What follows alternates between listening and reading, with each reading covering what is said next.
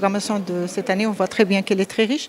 Est-ce qu'il y a une stratégie d'accompagnement de cette programmation pour avoir un large public, c'est-à-dire adultes, petits, jeunes? Est-ce que vous avez préparé un projet pour ça? Bien sûr, nous avons un accompagnement déjà en allant chercher les publics aussi pour les jeunes, en allant les chercher dans les écoles, en présentant tous nos projets aussi à des professeurs pour qu'ils soient intéressés, qu'ils nous aident aussi à faire cette médiation envers ce jeune public. Bien sûr, au travers de nos médiathèques, beaucoup est passé par les médiathèques. Bien sûr, les réseaux sociaux sont un vecteur fort de communication et nous allons continuer à avoir une présence forte sur les réseaux sociaux pour expliquer, pour présenter et pour attirer les publics.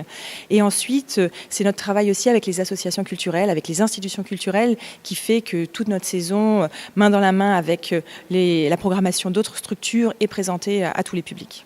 Et pour ce nouveau focus sur le numérique, la réalisation et tout ça, est-ce que ça a été difficile de le présenter pour une première fois? Est-ce que vous avez une équipe qui s'occupe de ça spécialement? Oui, nous avons des équipes qui avaient déjà commencé à s'intéresser au numérique dès l'année dernière et qui sont en train de développer encore plus leurs compétences dans ce domaine et qui ici trouvent aussi des personnes très intéressées par le numérique. Vous verrez ce soir notamment des jeunes graffeurs numériques par exemple qui graffent en direct sur un écran sans peinture, juste avec du virtuel.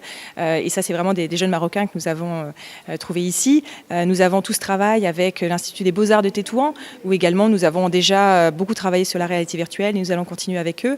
Et je suis sûre que ça va intéresser encore beaucoup de jeunes dans tous les domaines.